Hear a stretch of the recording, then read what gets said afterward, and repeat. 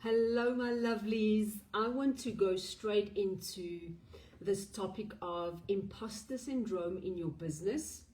Now, if you don't even know what imposter syndrome is, and this is a brand new concept for you, it's basically subconsciously you feeling like a fraud in your business.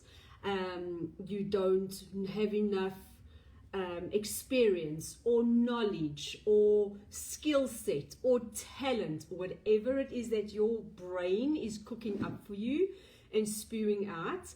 That is the feeling of being an imposter. Okay, so whether you're watching this live or the replay, let me know in the comments, does this make sense to you? Do you feel this in your business? Because I promise you, I felt this for many years. And that also drove me to continuously learn and try and do all the things, which I still love, because that is part of my human design, as part of my blueprint, is that I love knowledge and I love research and I just love learning more and more and expanding my mind, expanding my business in that way. Okay, so this is a very real thing, and this will come out in how you show up online or however you market your business, specifically talking about online businesses if I'm going online, but actually products nowadays, that's all online anyway. How you show up, how you market yourself, how you talk about your business, how you physically just show up for your business, pricing and attracting clients and attracting goals and setting goals and all the things. Okay, imposter syndrome is such a big money block, and we don't actually realize that this is blocking our money. So I'm going to chat about 3 different ways it comes out, and I'm going to give you a couple of tips on it. I've really tapped into the frequency of imposter syndrome so that I can really just help you just get over this and understand it deeply. It is going to always come up and show you so that you know where to heal in your life. Okay, so whenever these things come up, if I talk about whatever money block, you're like, oh, I didn't know about that, or oh yes, that really resonates with me. It is resonating in the moment because it is time for it to come up so that we can heal this wound, and you can just go out and expand your business and expand your life and really just expand into your creation. Okay, so the first thing I want to talk about is imposter syndrome that comes up is this whole thing of self-doubt, always doubting yourself, doubting your ability, doubting your talent, doubting your knowledge, the patterns of self-doubt. And with that comes procrastination. You don't want to take action because you're so scared that what if they found out that I'm actually a fraud? What if they found out that I actually can't help them? And a tip that I want to give you to try and overcome this, to really just tap into this notion of I'm doubting myself because of all these things, is to create a success journal and really keep track of all your successes in life.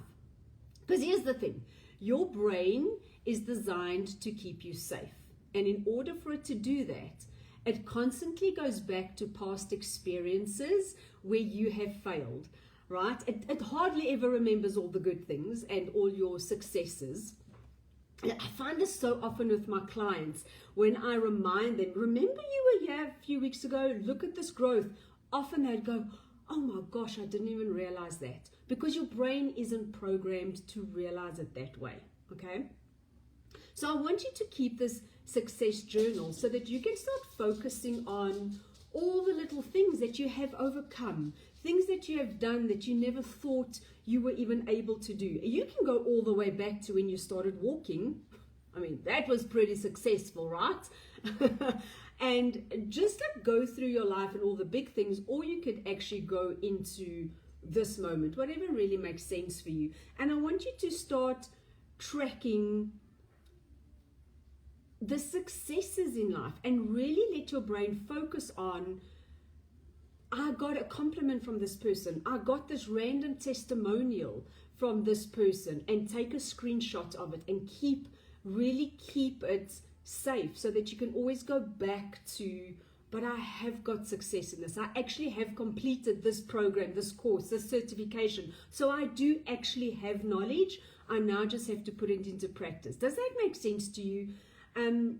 It is so helpful to show your brain over and over and over that I haven't only failed, but I've also had so much success in all these other areas. Your brain needs to just catch up with that default, okay? It's really just tapping into the frequency of, but I have had success in the life. I have not failed my entire life. Because look at this, I can walk, I can eat on my own, I can brush my teeth on my own, I can string a sentence together on my own, all of the things. Even if you've done your first Facebook Live for the very first time, and when I did mine, I remember I was so quiet. I was so scared someone in the house would hear me, and I was terrified someone would come on and actually ask me a question. And now I've done hundreds and hundreds and hundreds of Facebook Lives. So I can always go back and say, but I've done it once before. I know I can do it again, and this is how I am going to be better at it or succeed more at it, something like that. Okay, so keep a success journal. I really find this so helpful to really just wash away that self-doubt and imposter syndrome at the same time. Okay, the second thing is with imposter syndrome, we very often get into this energy of comparing ourselves to others.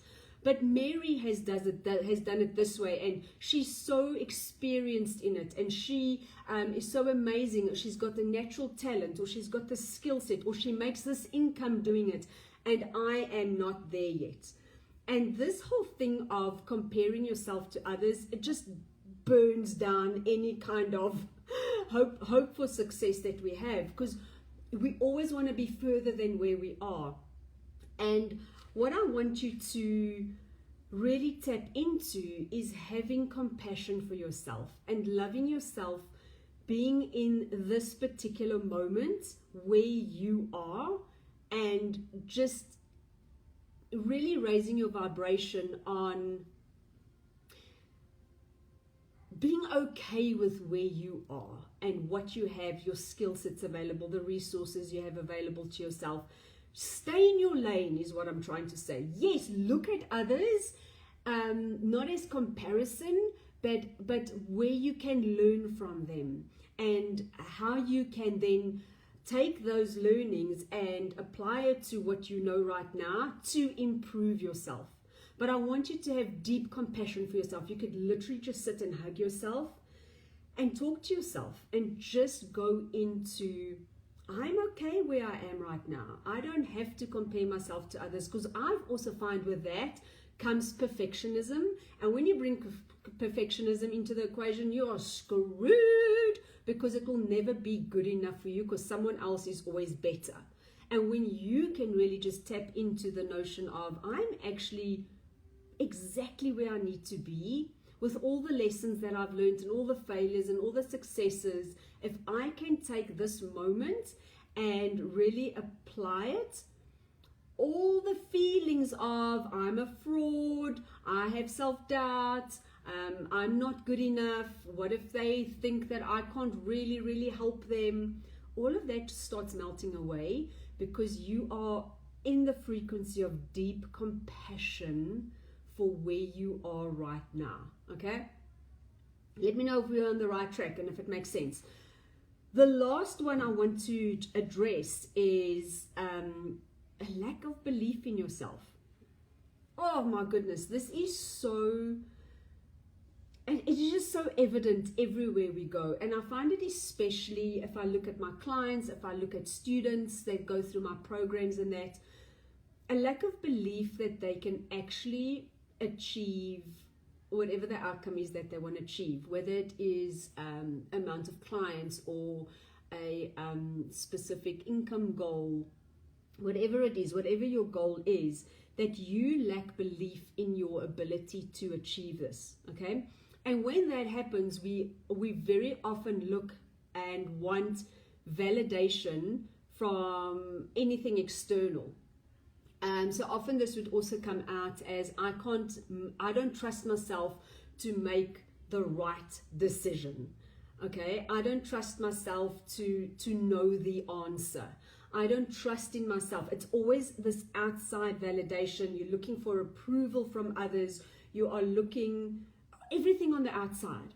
And what I would like to invite you to do is really just sit in stillness with yourself and tap into the innate wisdom of your body. Tap into the innate wisdom of your intuition, of your spirit guides, your spirit team, the universe, angels, God, whoever you connect deeply with. And really, if you have to make a decision on something, for example, really tap into this wisdom and start uncovering the sensation of yes and no in your body. So you could just really sit there, and it can be different for everyone, and different emotions, feelings, sensations can come up for you at the same time or different times. So you could even have, you could either have a deep knowing that this is a yes or no. The sensation in your body could be a tingling for a yes or a heaviness for a no. It can even be a vocal sound. So I would very often find myself, if I think of something and I'm trying to make a decision, it could either be like, oh, yes, and I just feel this yes, yes, yes, yes, yes energy. And if it's a no, it's like, oh, I can feel how it restricts, it gets small, the lack, the scarcity of it. But when you start working with the frequencies of your body and of the decision you're making, and tapping into and allowing and opening up to receive messages from whatever guidance it is that you are tapping into, it could be Mother Earth, it could be the universe, it could be your innate wisdom, really connecting from above and from below, right, and expanding out. Really tap into a yes, no answer in your body, okay? It can, yeah, actually, and I've just like glanced down at my notes, it can also come through in the sign of signs, like literal signs. You could ask your spirit team, your intuition, your guidance, show me a sign if I'm on the right path. Show me this particular sign if I'm on the right path. Very often I have numbers just coming up that it actually starts making me laugh if it's 555 or 77 or 1234, whatever it is. And I would go in and say spiritual meaning of, and I would have dragonfly or the numbers or whatever it is, whatever sign came to me, and I went, oh, and it triggered my awareness. And the message is always absolutely divine. It's always guiding you. It's always supporting you, that you know that you are on the right path. Can you see how just really playing with these frequencies and these like subtle energies can eliminate that feeling of I'm an imposter, therefore I cannot show up in my business, therefore I can't bring my all and step in fully and embrace all of this for my business. Okay, so really let me know if this has deeply supported you. I really hope it has. I'm going to do money blocks for you all the time, because I just feel it is such a huge thing that goes on, especially with female entrepreneurs. This whole thing of being open to receive as much as possible and being in the frequency of the money goal that we want to manifest. It's all about raising that frequency. And when you start getting into the feeling of it, so much so that I would love you to just sit in stillness and ground yourself into your imposter syndrome and invite her in and ask her, what is she trying to show you? What is coming up for you to heal? Show you how you can heal it. Show you different things you can do to bring into awareness. So when it percolates up, you bring it into the light. This is shadow work 101, when you start working with all the aspects of yourself that you are trying to reject and you bring it up into the light. It is insane the results and how fast that those results come into your reality. Okay, I am hopping off. I love you endlessly and madly.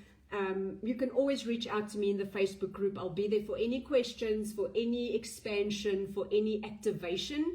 Let's activate your deep certainty of your skills. Let's activate your confidence. Let's activate everything that needs to be activated in order for you to really rise into the frequency of abundance in your business and your life. Okay, my lovely, I love you endlessly. I'm hopping off. I will see you next time. Toodle, my little noodles.